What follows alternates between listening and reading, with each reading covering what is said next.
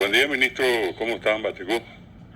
Por nada, ¿qué tal, Buejara? Qué gusto escucharte. Muy bien, y felicitaciones por este histórico acontecimiento que mañana va a empezar una nueva vida, ¿verdad? A mí me tocó vivir allí 6 años de mi vida. Empecé desde el entonces primer curso y terminé el sexto curso allí. Empezamos 50, terminamos 11. Estudié en la única sección que en ese tiempo daba guaraní como idioma.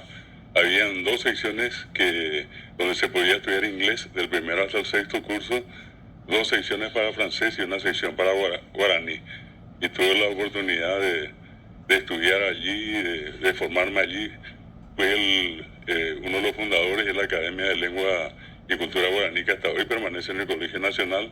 Y te hablo que en el año que yo estuve allí, el colegio cumplía 100 años. Ahora estamos prácticamente en vísperas de los 150 años. Y de tu gestión, ministro, en este caso, este gran paso, este gran salto que deja a un colegio rejuvenecido y sobre todas las cosas con una posibilidad para que muchos jóvenes de nuestro país sigan estudiando y formándose allí. Así es que yo particularmente lo hago con mucho respeto, te hago llegar las felicitaciones de muchos compañeros con quienes estuvimos en contacto en estos días, y nos pone muy contentos el que podamos iniciar esta etapa nueva, y sobre todas las cosas vamos a estar mañana compartiendo allí muy temprano este gran acontecimiento, ministro. Felicidades. Muchas gracias, qué gusto.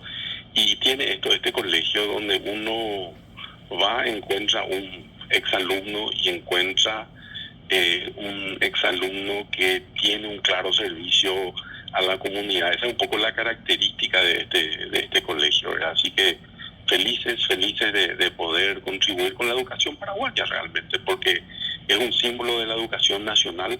22 presidentes, por ejemplo, pasaron por las aulas de este prestigioso colegio, y un sinfín de gente que ha colaborado y que tiene una trayectoria nacional de colaboración y de desarrollo para el Paraguay, ¿verdad? Así que no es menor, y nos sentimos muy contentos de que esta comunidad tan grande de Colegio Nacional también se sienta rejuvenecida, como dijiste, y sienta que tiene que tener ese protagonismo y esa participación para que el Paraguay se desarrolle, ¿verdad?